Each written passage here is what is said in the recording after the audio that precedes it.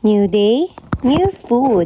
Hello genuine people! So tara, samahan niyo ko ulit magmukbang ng Ilocos Empanada. So nandito na naman tayo sa walang kasawa-sawang Ilocos Empanada. So nandito ako sa may food court and nag-crave na naman ako sa Ilocos Empanada. At etong nabili ko, medyo okay lang, sakto lang, pero hindi talaga yung super sarap. Even yung suka niya, walang ka-effort.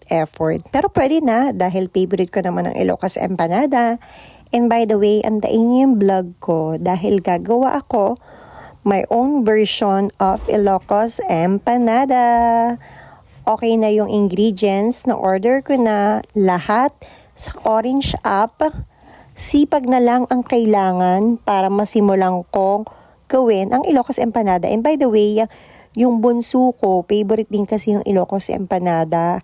Requested talaga ni Claudia na gumawa ako. Kaya naman talagang sana sipagin ako this week or next week. Yun lang.